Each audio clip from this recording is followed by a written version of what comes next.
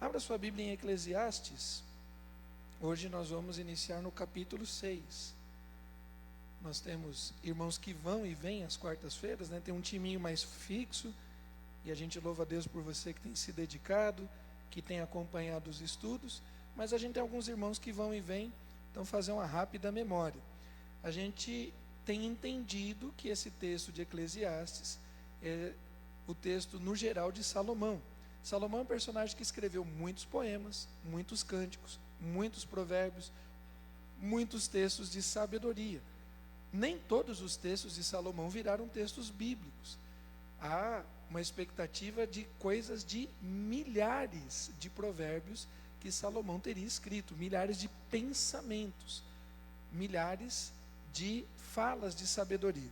E dois textos principais são creditados a Salomão, o texto de Provérbios e o texto de Eclesiastes. Apesar dos dois textos serem textos de sabedoria, em Provérbios nós vemos textos com maior leveza. Salomão falando da sabedoria com graça, falando da sabedoria com amor. Nós temos um texto de esperança, orientando o jovem, orientando o adulto, o homem, a mulher, um texto que fala de esperança. E a gente entende que isso tem a ver com o momento de paz, do momento de comunhão, de intimidade com Salomão, com Deus. O Salomão mais jovem. Salomão não foi o primeiro filho de Davi, mas foi o filho escolhido para herdar o trono. E Salomão, de uma maneira muito humilde na sua juventude, reconhece que ele não tinha condições de ser rei do povo de Deus. E ele faz uma das orações mais fantásticas da Bíblia, ao dizer a Deus que ele é pequeno, que ele não se sente capaz, e pede a Deus sabedoria. E Deus dá a Salomão sabedoria e muito mais. Dá a Salomão poder, dá a Salomão riqueza, dá a Salomão paz nas suas fronteiras. Deus dá tudo o que normalmente as pessoas procuram a felicidade, porque Salomão primeiro tinha encontrado felicidade no próprio Deus. A vida de Salomão caminha, e em algum momento ele se afasta do Senhor. O texto bíblico vai dizer que Deus apareceu 2 vezes a Salomão. Isso é algo para eu e você meditarmos, porque, por exemplo, não diz na Bíblia que Deus teria aparecido a Davi, e Davi se torna um homem segundo o coração de Deus. Davi, o pai de Salomão. Davi se torna um exemplo e uma referência no texto bíblico para os outros reis. E Deus não teria aparecido de maneira tão tangível a Davi quanto apareceu a Salomão. Só que Salomão se perdeu na sua idolatria, se perdeu nos prazeres carnais, em casamentos mistos e em tantas outras coisas. Salomão se perde. E aí a gente entende que esse texto de Eclesiastes é fruto do Salomão mais velho, o Salomão que estava distante de Deus, o Salomão que estava entristecido, o Salomão que estava envelhecendo, vendo a morte mais perto do que a vida, e sentindo ao mesmo tempo que saudades daquele tempo que ele tinha paz com Deus. Mas até agora, a gente vai caminhar até o capítulo 12, né? Durante os meses aí, até agora, não demonstrou um profundo arrependimento. Então, para os irmãos que chegaram agora, esse é o contexto. Vamos para o texto de hoje? Eclesiastes 6, de 1 a 6. Eu vou pôr aqui em 2 versões diferentes, espera aí. Deixa eu abrir aqui a outra. Eclesiastes 6, de 1 a 6. Aí na tela, então eu vou ler essa que está aí na tela, na Nova Almeida. Eclesiastes 6, de 1 a 6. Há um mal que vi debaixo do sol e que pesa sobre a humanidade, aquele a quem Deus conferiu riquezas, bens e honra, e nada lhe falta de tudo o que a sua alma deseja. Mas Deus não lhe concede que desfrute disso. Ficará para um estranho. Também isso é vaidade e grande mal. Se alguém gerar 100 filhos e viver muitos anos, até uma idade avançada, e se a sua alma não se fartar do bem, e além disso não tiver sepultura, digo que um aborto é mais feliz do que ele, pois o aborto vem ao mundo para nada e desaparece na calada da noite, e as trevas encobrem o seu nome. Não viu o sol, nada conhece, porém tem mais descanso do que o outro. Ainda que aquele vivesse 2 vezes 1000 anos, mas não desfrutasse do bem, por acaso não vão todos para o mesmo lugar? Vamos agora ver na versão NVI. Mais uma vez o mesmo texto, Eclesiastes 6, de 1 a 6. Vi ainda outro mal debaixo do sol, que pesa bastante sobre a humanidade. Deus dá riquezas, bens e honra ao homem, de modo que não lhe falta nada que os seus olhos desejam. Mas Deus não lhe permite desfrutar tais coisas, e outro as desfruta em seu lugar. Isso não faz sentido, é um mal terrível. Um homem pode ter 100 filhos e viver muitos anos. No entanto, se não desfrutar as coisas boas da vida, digo que uma criança que nasce morta e nem recebe o enterro digno, tem melhor sorte do que ele. Ela nasce em vão e parte em trevas, e nas trevas o seu nome fica escondido. Embora jamais tenha visto o sol ou conhecido qualquer coisa, ela tem mais descanso do que tal homem. Pois de que valeria viver 2000 anos e não poder desfrutar a sua prosperidade? Afinal, não vão todos para o mesmo lugar?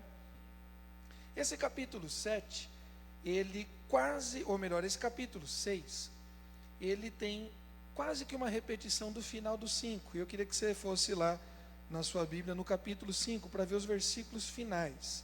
Porque no capítulo 5, e nós vimos isso há 2 quartas-feiras atrás, nós trabalhamos esse texto com a pegada de gratidão.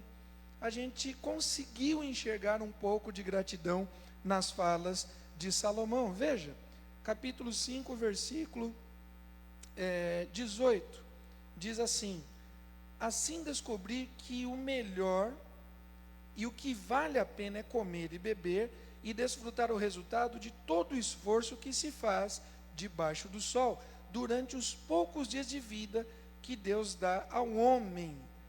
Os dias de vida que Deus dá ao homem, pois essa é sua recompensa. E quando Deus concede riquezas e bens a alguém, e o capacita a desfrutá-los, e a aceitar a sua sorte, e a ser feliz em seu trabalho, isso é um presente de Deus. Então Salomão, de alguma forma, reconhece nessa sua fala que tanto os bens, as riquezas e mesmo a saúde, a própria vida, são bênçãos, são dádivas, são privilégios de Deus. E semana retrasada nós trabalhamos com isso, um coração grato, reconhecer que todas as coisas boas vêm de Deus, reconhecer que nós devemos ser alegres e felizes mais pelo que temos, mesmo que seja pouco, do que viver em murmuração pelo que não temos. E uma pessoa grata vive mais leve. Uma pessoa grata, os olhos dela brilham, tem um sorriso. Uma pessoa grata consegue elogiar o outro. Uma pessoa grata consegue ficar alegre na vitória do outro. O ingrato não. O ingrato tem uma pegada meia curvada. Ele é uma pessoa que murmura, que reclama, não consegue reconhecer a bondade de Deus na vida dela, não consegue reconhecer a bondade de um pai, de uma mãe, de um chefe, de um amigo, de um pastor, não consegue. Essas pessoas são ingratas e não alcançam felicidade. Pode ter todos os bens do mundo. E no capítulo 5 a gente viu um pouquinho disso, de alguma forma, Salomão demonstrando algum nível de gratidão. Já em contrapartida, no capítulo 6, alguma coisa de estranho aconteceu.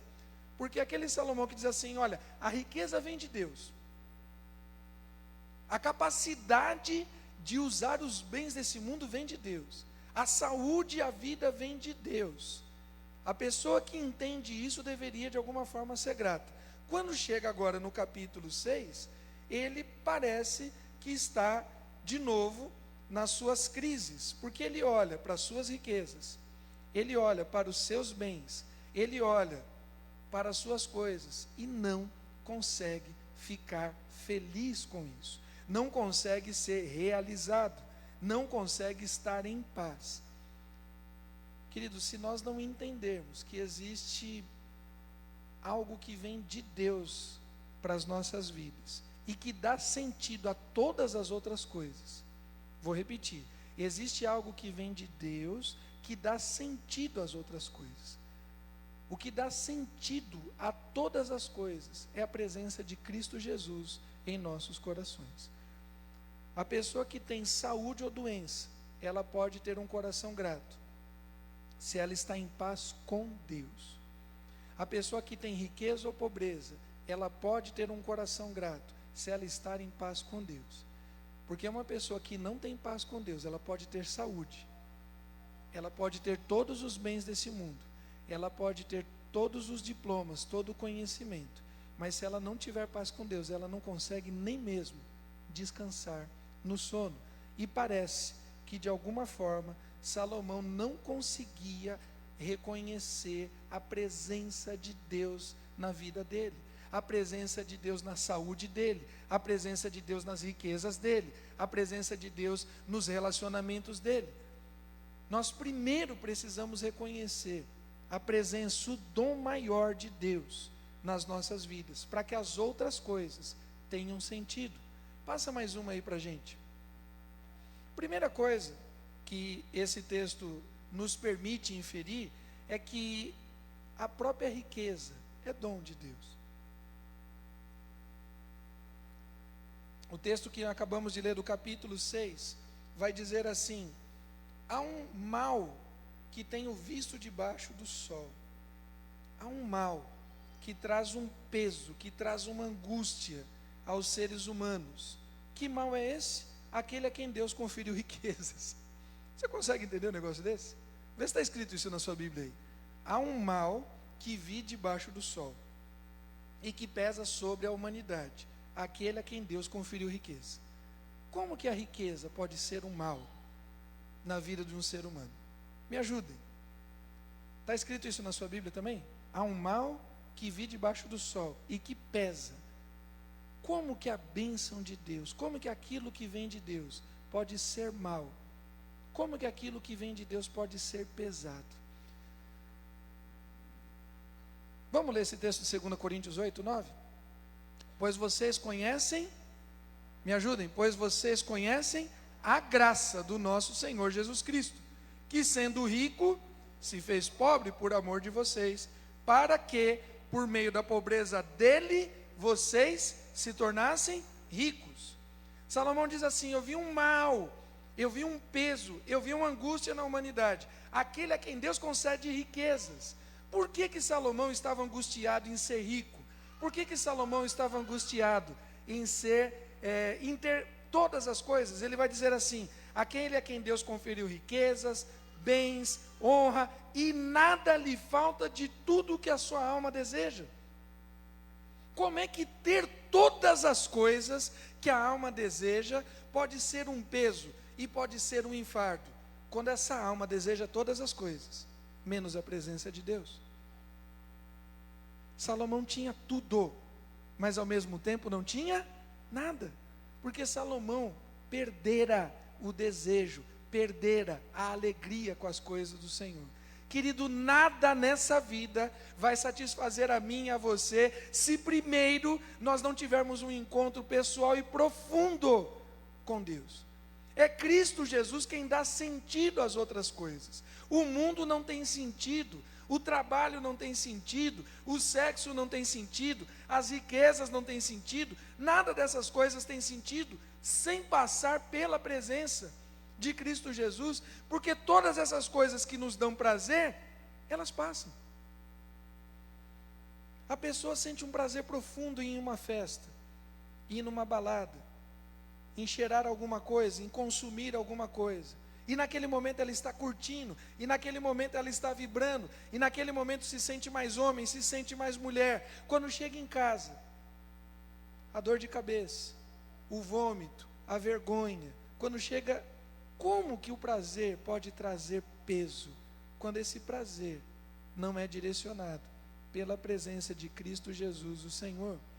O Senhor Jesus sendo rico em todas as coisas, em alegria, em paz, em amor, em bondade, em poder, em soberania, em glória, em majestade. O Senhor Jesus, tendo todas as coisas, se fez pobre, para que nós nos tornássemos ricos nele.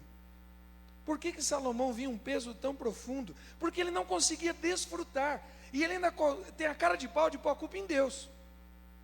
Volta lá, versículo 1 e 2. Há um mal que vi debaixo do sol e que pesa sobre a humanidade, aquele a quem Deus conferiu riquezas, bens e honra, e nada lhe falta, de tudo o que a sua alma deseja, mas Deus não lhe concede que desfrute disso. Como é que o mesmo Deus dá todas as coisas e Deus não permite que Salomão desfrute? Tem algo errado? O texto bíblico do Novo Testamento vai dizer, Tiago vai dizer, que Deus não tenta ninguém, que Deus não envia o mal a ninguém.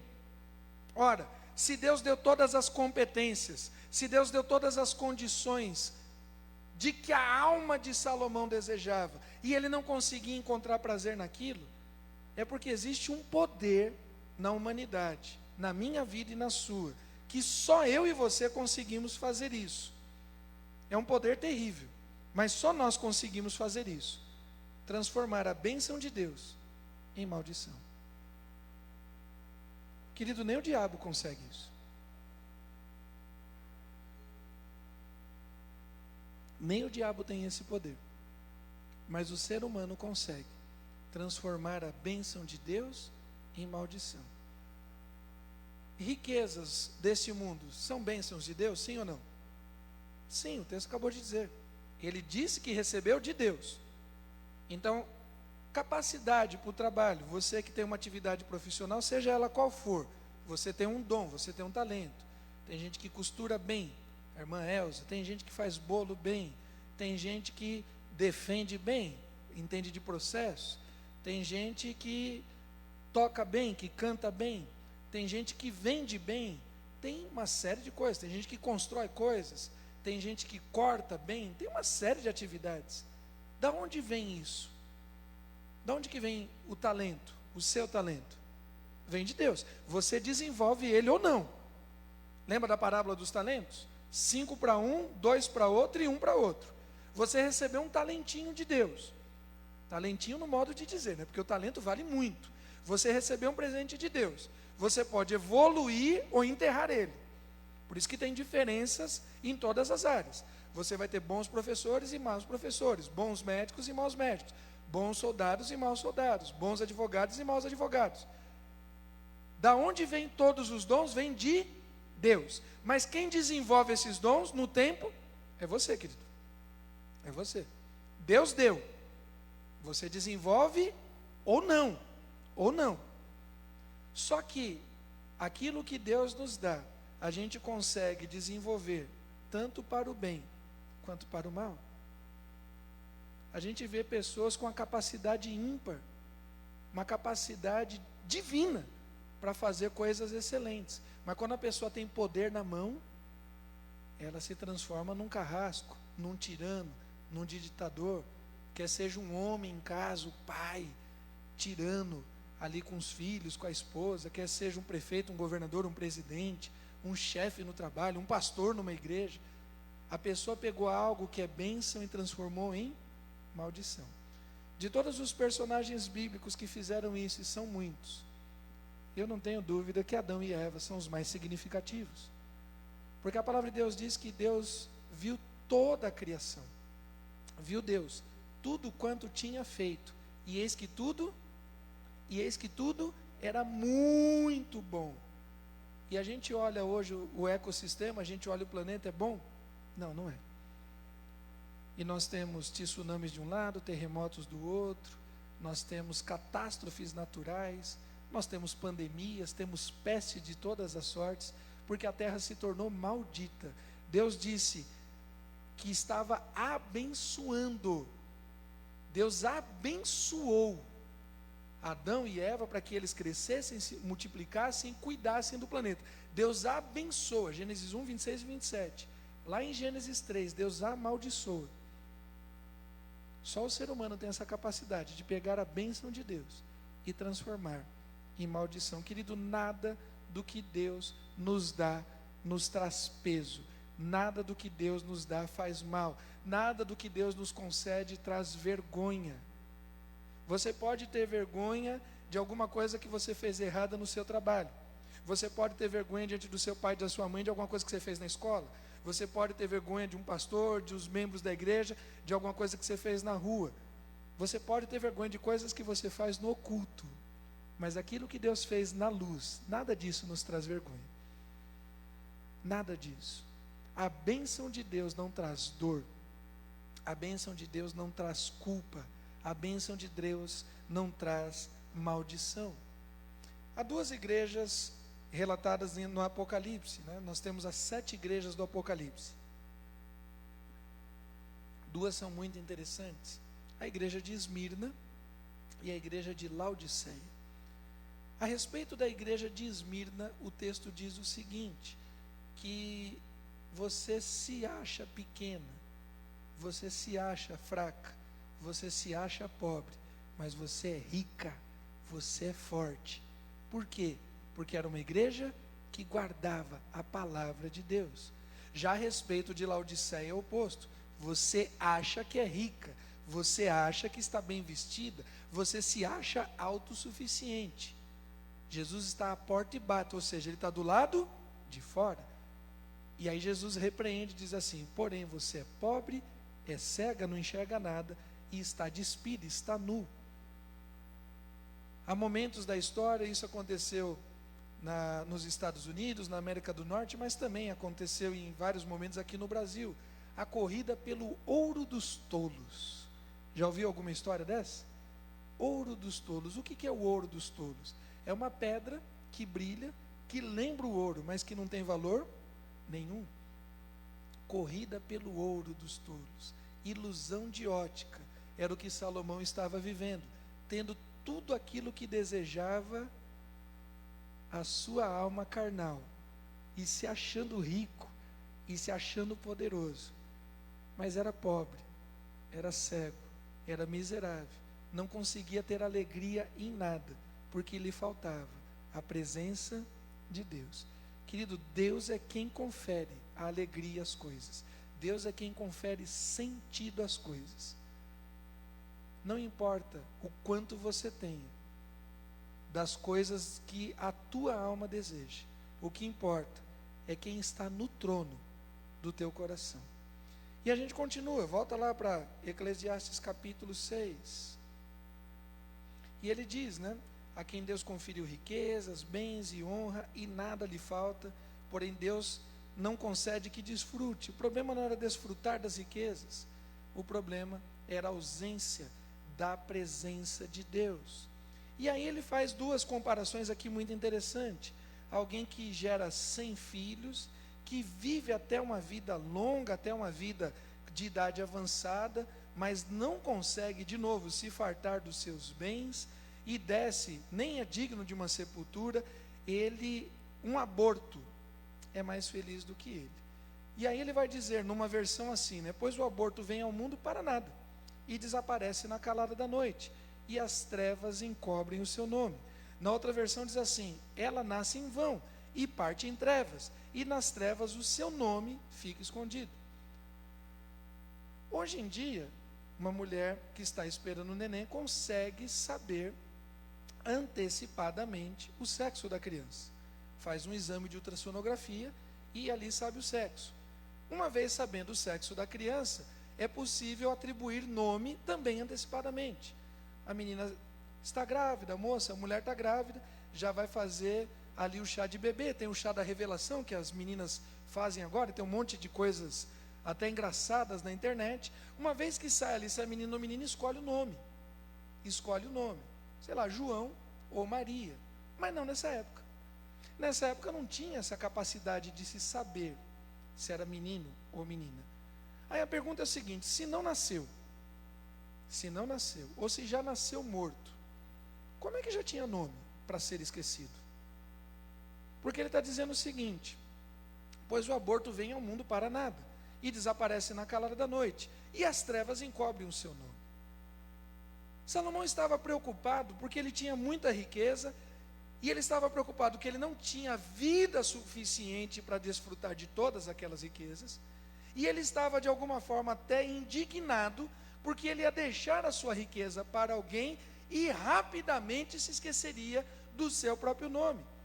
Viver assim é melhor não ter nascido. Viver assim é melhor do que uma pessoa que nem nasceu e tem o seu nome gravado. Passa mais uma aí para a gente. O que Salomão talvez tenha perdido de novo nesse seu processo de quebra de confiança, nesse seu processo de quebra de aliança com Deus. O que talvez Salomão tenha perdido seja a ideia de filiação. Ele tenha perdido a referência de paternidade. Quando nós não sabemos de fato de quem somos filhos, quando nós não temos uma identidade, muitos no Brasil sofrem com isso. Muitos meninos e meninas, inclusive nessa igreja, cresceram sem a referência do pai ou da mãe, alguns de ambos. E pior, tendo o pai e a mãe em casa. A gente tem vários tipos de ausência, né? A gente tem a ausência da morte. O pai ou a mãe morreu, a criança sendo muito nova. Nós temos a ausência pelos divórcios. O pai ou a mãe foi embora e a criança não teve ali a sua referência. E acho que a pior de todas elas é aquela da pessoa viva que está dentro de casa, mas que não é presente, ou o pai ou a mãe que não é presente na criação, não participa emocionalmente do desenvolvimento dos seus filhos. E querido, no caso aqui de Salomão, não é porque Deus abriu mão dele, é porque Salomão abriu mão da filiação. Nós temos pais que abandonam filhos, temos ou não temos? Temos, mas nós temos filhos que abandonam seus pais. Gente que não honra pai e mãe, gente que não cuida em vida de seu pai e de sua mãe, e às vezes no momento de despedida entra num desespero completo diante de um caixão, porque aquilo que deveria ter sido feito em vida não fez. Queridos, Salomão tinha perdido a ideia de filiação, e o seu nome estava em trevas, o seu nome estava oculto, o seu nome estava sem sentido. Mas a palavra de Deus nos diz em João 1,12, podemos ler juntos? Mas a todos quanto receberam, deu-lhes o poder de serem feitos filhos de Deus, a saber, aos que creem no seu nome, os quais não nasceram do sangue, nem da vontade da carne, nem da vontade do homem, mas de Deus. Salomão estava preocupado com o seu próprio nome, de cair no esquecimento, de cair ao acaso. Estava preocupado se os seus filhos dariam boa conduta à sua herança. Mas quem é Salomão para estar preocupado com o nome dele na eternidade? Quem sou eu e quem é você? Em 1 Coríntios capítulo 1, versículo 11 e 13, põe aí para a gente, por favor. Paulo faz uma pergunta parecida, uma pergunta que Salomão deveria fazer a respeito de si mesmo. Paulo chega na igreja de Corinto, a igreja estava rachada, a igreja estava dividida, atrás de nomes de alguns personagens. 1 Coríntios 1, de 11 a 13, diz o seguinte: pois, meus irmãos, fui informado a respeito de vocês, por alguns membros da casa de Cloe, de que há brigas entre vocês. Refiro-me ao fato de cada um de vocês dizer: eu sou de Paulo, eu sou de Apolo, eu sou de Cefas, eu sou de Cristo. Será que Cristo está dividido? Será que Paulo foi crucificado por vocês? Ou será que vocês foram batizados em nome de Paulo? Em outras palavras, quem é Paulo? Quem é Apolo? Quem é Cefas? Quem é Salomão para estar preocupado com o nome dele? Eu preciso zelar pelo meu nome. Querido, igual o teu nome tem um monte aí. Até o meu nome, que é meio esquisito, quando você procura também tem um monte. O que não falta é gente com nomes mortais, nomes que têm homônimos, nomes repetidos. Porém existe um nome, apenas um nome, que dá sentido tanto à vida humana quanto à eternidade. Um nome que jamais será esquecido. Um nome que diante das trevas transforma tudo em luz. um nome que tem poder. Filipenses 2, de 5 e diante, diz o seguinte: tende em vós o mesmo sentimento que houve em Cristo Jesus, porque subsistindo em forma de Deus, não teve por usurpação o ser igual a Deus. Antes esvaziou-se, assumindo a forma de servo, tornando-se em semelhança humana e sendo reconhecido em figura humana. Ele se humilhou, tornando-se obediente até a morte e morte de cruz, pelo que Deus o exaltou sobremaneira, de uma maneira excelente, e lhe deu um nome que está acima de todo nome, para que ao nome de Jesus, não é o de Salomão, para que ao nome de Jesus se dobre todo o joelho nos céus, na terra e debaixo da terra, e toda língua confesse que Jesus Cristo é o Senhor, para a glória de Deus. Querido, Salomão perdeu completamente o senso. Ele estava preocupado com o seu nome. Lembremos que Deus anunciou e disse o seguinte: Salomão, por causa dos seus pecados eu vou dividir o reino. Por causa dos seus pecados eu vou tirar o seu nome do reinado. Por amor do seu pai Davi, eu vou manter uma chama acesa e vou manter parte do reino com o trono na casa de Davi, não na casa de Salomão. Imagino eu que essa fala de Salomão, nesse capítulo 6, dizendo que mais vale a pena nascer com nome de morto, nascer abortado, não ver a vida e ter o seu nome jogado nas trevas, do que não desfrutar do todo dos seus bens, na minha cabeça, tem a ver com esse contexto dele ser destronado, dele ter o seu nome retirado. A linhagem é a de Davi e não de Salomão. E Deus confirmaria o trono de Salomão, se ele, Salomão, tivesse mantido a fidelidade. Mas Salomão abriu mão. Para terminar, passa mais uma aí. Salomão tinha todos os bens debaixo do sol. Salomão tinha todos os bens que a humanidade deseja, tudo aquilo que o corpo humano deseja, tudo aquilo que o ser humano deseja, tudo aquilo que a nossa concupiscência da carne, dos olhos e a soberba da vida deseja, tudo aquilo que os seres humanos querem, que não vale nada, tudo aquilo que em dado momento, quando Jó perde, Jó não blasfema contra Deus e diz assim: nu cheguei a esse mundo, nu saí do ventre da minha mãe, nu voltarei à terra. O Senhor deu, o Senhor tomou, bendito seja o nome do Senhor. Nada disso faz falta quando eu estou pensando em eternidade. Lógico que as coisas fazem falta neste mundo. Se eu e você não tivermos o recurso financeiro, faz falta para pagar a luz, a água, a comida, o transporte, etc. e tal.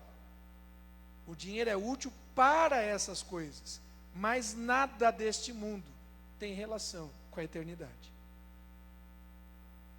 Tem a música do pregador Lu, que talvez você lembre, que fala do último dia. Quem lembra dessa música do pregador Lu? Essa música é boa. Cadê a turma do louvor aí? Tá vendo? Desafio aí. Música do pregador Lu. E ele fala: se hoje fosse o último dia, do que tanta coisa valeria? O que adianta tanto dólar no bolso do terno?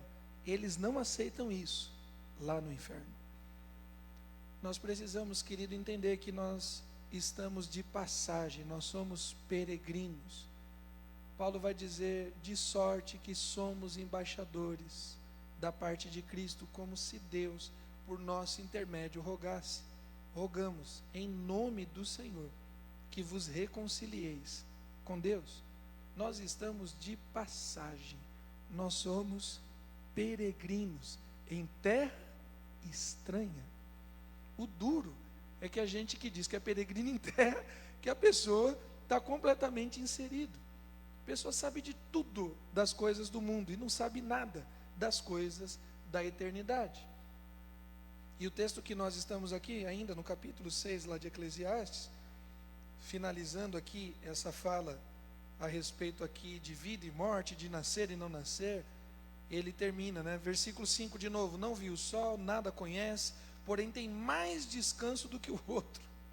E ainda que aquele vivesse 2 vezes 1000 anos, ou seja, ele tivesse uma vida absurdamente longa e ainda reencarnasse, ele vivesse 2 vezes, ainda que, uma fala hipotética, ainda que fosse possível viver muito tempo e depois reencarnar, mas não desfrutasse do bem, por acaso não vão todos para o mesmo lugar? Ah, Salomão, mas não vão mesmo. Mas não vão mesmo. Porque a uns o Senhor vai dizer assim: vinde benditos de meu Pai, entrem para o gozo que foi preparado para vocês antes da fundação do mundo. E a outros o Senhor vai dizer: apartai-vos de mim, vós que praticais a iniquidade. Mas alguns ainda argumentarão: Senhor, em teu nome expulsamos demônio. Senhor, em teu nome falamos em línguas estranhas. Em teu nome curamos enfermos. E a parte mais doída desse texto de Mateus capítulo 7 é que Jesus não chama eles de mentirosos. Sabe por quê? Porque eles fizeram o mesmo. Curaram em nome de Jesus, falaram em línguas estranhas, profetizaram, fizeram um monte de coisa. Só que nunca conheceram a Jesus. Porque Jesus vai dizer assim: não vos conheço, apartai-vos de mim, vós que praticais a iniquidade. Não vão todos para o mesmo lugar? Não, Salomão, não vão. Não vão. Quando nós estamos falando de nome que está sendo encoberto pelas trevas, e falamos do nome que transforma as trevas em luz, nós estamos declarando que cremos na eternidade. Agora, porém, libertados do pecado, transformados em servos de Deus, o fruto que vocês escolhem é para a santificação. E o fim, nesse caso, é a vida eterna. Porque o salário do pecado é a morte, mas o dom gratuito de Deus é o quê? A vida eterna em Cristo Jesus, o nosso Senhor. Não vamos todos para o mesmo lugar, não, Salomão. E se Salomão se arrependeu no final da sua vida e teve um concerto com Deus, nós teremos oportunidade de encontrá-lo na eternidade e entender um pouco desse momento, dessa tragédia da vida de Salomão. Conta-se uma história que uma criança, talvez ali um pré-adolescente, 8, 10, 11 anos, estava no metrô lotado, e a criança ali, o adolescente, estava sentado lendo a Bíblia. E estava com a Bíblia aberta, e uma pessoa, um adulto em pé, chegou e começou de alguma forma a ridicularizar o texto bíblico. O que você está lendo? Isso não passa de um livro de conto de histórias, isso não passa de um livro de fantasias, mas você é tão jovem, por que você está perdendo tempo com isso? O que você está lendo? É a Bíblia? E o garotinho disse: sim, é a Bíblia. Por que você está lendo? E o garotinho teria respondido: porque a Bíblia é a palavra de Deus. Mas você acredita nessas histórias de que toda a humanidade foi criada a partir de um único homem e de uma mulher? Você acredita nisso? Sim, acredito. Mas por quê? Porque está escrito na Bíblia, e a Bíblia é a palavra de Deus. Mas você acredita que um homem orou e parou a trasladação, a rotação, parou o tempo, fez, entre aspas, o sol retroagir? Você crê nesse tipo de coisa? E o garotinho disse: eu creio. Mas isso não é explicável. Como você crê? E ele diz: eu creio, porque está escrito na Bíblia, e a Bíblia é a palavra de Deus. Mas você crê que esse Jesus nasceu de uma menina virgem que não teve contato sexual com o homem? Como é que você crê no negócio desse? Ele: eu creio, porque está escrito na Bíblia, a Bíblia é a palavra de Deus. Você crê que ele morreu, que ele ressuscitou? E cada uma das perguntas, o garotinho replicava: eu creio, porque está escrito na Bíblia e é a palavra de Deus. O adulto estava inconformado, transtornado, e o metrô, o trem, todo mundo parou para ver aquela conversa. E aí ele, não satisfeito, ele pergunta: você consegue acreditar que um homem foi parar dentro de um grande peixe e ficou ali não sei quantos dias, e depois ainda foi cuspido para fora na praia? Ele: eu creio, porque está escrito na Bíblia, a Bíblia é a palavra de Deus. E se você chegar nesse teu céu, nessa tua eternidade, e não encontrar esse homem, por exemplo, o que você vai fazer? Ele falou: bom, eu não sei, mas Quando o Senhor chegar no lugar onde o Senhor chegar, o Senhor vai encontrar com Ele. Aí o Senhor pergunta para Ele. Porque se Ele estiver no céu, eu me encontro com Ele.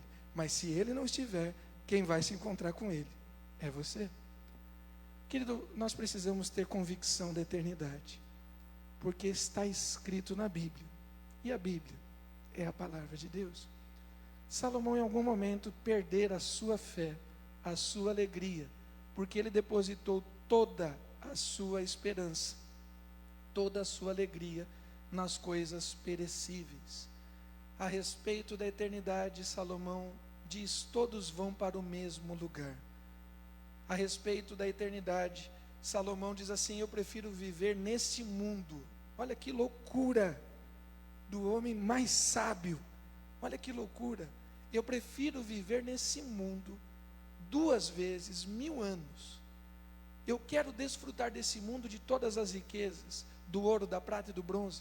Eu quero desfrutar desse mundo de todas as riquezas da tecnologia. Eu quero desfrutar desse mundo de todas as riquezas do sexo, do poder. Eu quero viver nesse mundo pelo menos 2000 anos para desfrutar de todas as coisas. Davi, seu pai, vai dizer assim: eu prefiro viver um dia na presença do Senhor do que 1000 outros em qualquer outro lugar. Salmo 84, versículo 10: pois um dia nos teus átrios valem mais que 1000. Prefiro estar à porta da casa do meu Deus a permanecer nas tendas da perversidade. Salmo 27, versículo 4: uma coisa peço ao Senhor e a buscarei, que eu possa morar na casa do Senhor todos os dias da minha vida, para contemplar a beleza do Senhor e meditar no seu santo templo. Salomão queria reencarnar e viver 2000 anos para curtir o mundo. E Davi está dizendo assim: Senhor, me tira desse mundo, porque eu quero estar na tua presença. Baixe sua cabeça um instante, vamos orar. As crises de Salomão não têm a ver com desemprego, não tem a ver com doença, não tem a ver com diagnóstico ruim de médico, não tem a ver com briga doméstica entre pai e mãe, entre filhos e pais, entre cônjuges, não tem a ver com questões políticas. Salomão estava bem resolvido em todas essas áreas. Ele declara que Deus havia lhe dado riquezas e conferido simplesmente todos os bens que a sua alma desejava. Só que Salomão continuava vazio, porque lhe faltava a presença de Deus. Querida, eu não sei como está a sua situação financeira, não sei como está a sua situação física de saúde, a sua situação conjugal, a sua situação familiar, paternal, eu não sei, mas uma coisa eu não tenho dúvida: a tua alegria, a tua felicidade, você não encontra nessas coisas. Essas coisas são importantes, sim.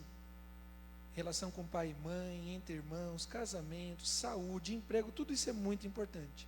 Só tem sentido se primeiro o Senhor Jesus for o rei, for o trono, estiver assentado no trono do teu coração.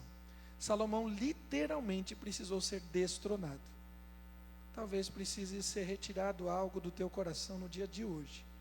Uma vaidade, um orgulho, uma prepotência, um medo, uma amargura, um rancor, uma falta de perdão. Permita que o Senhor se assente no trono. Permita que o Senhor reina. Permita que o Senhor confira sentido a todas as coisas que acontecem na tua vida. Pai querido, obrigado.